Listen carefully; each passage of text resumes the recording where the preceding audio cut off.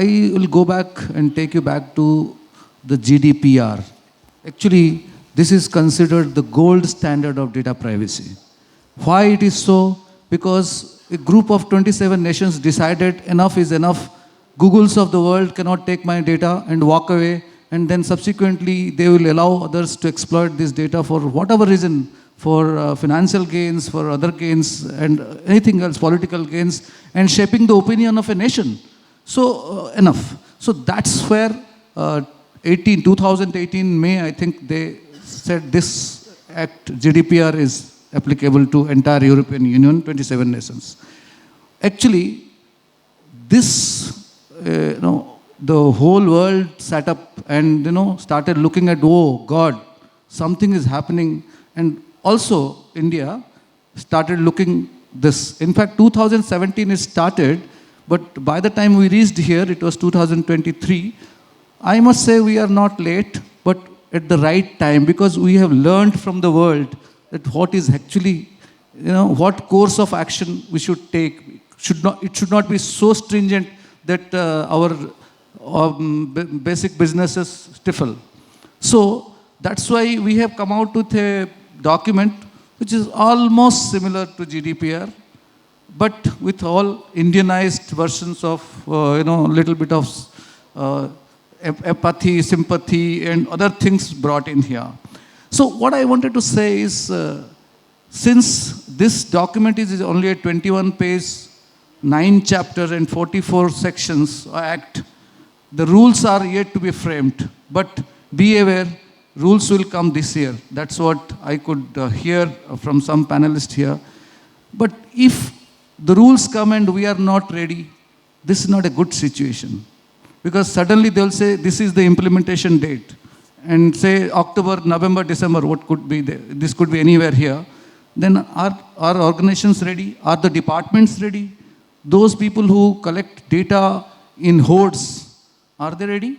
So here comes the role of the CISOs and data privacy officers.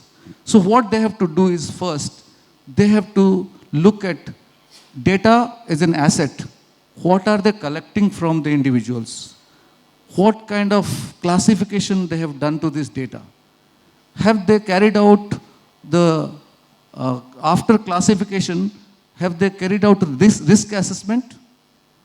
Because risk assessment will decide what is the critical asset, and accordingly he will do the risk mitigation. So what kind of risk mitigation has he done? Has he put a policy? Has data privacy policy been implemented or at least written down? I'm sure 90% of the organizations in this country would not have even thought of privacy impact assessment.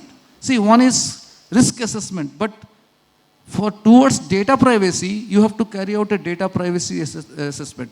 What Kushbu madam told, that consent, this is the most critical factor for data privacy. We have a format for consent management? We have to again borrow it from GDPR or what?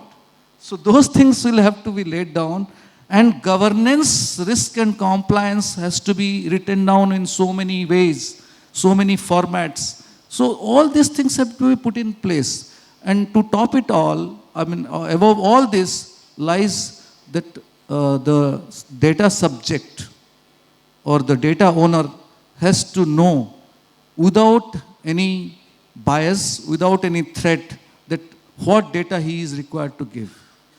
In fact, in GDPR and in DPDP also, it's clearly mentioned that when a data subject or data owner gives data, he should not feel threatened that he has been asked, like it happens in our various systems, I will not name the organizations, that they will threaten, if you don't give this, then I will do whatever I can do. So those it should be free of threat, out of his own will, and he has the rights to delete, update, modify the data anytime he wants to.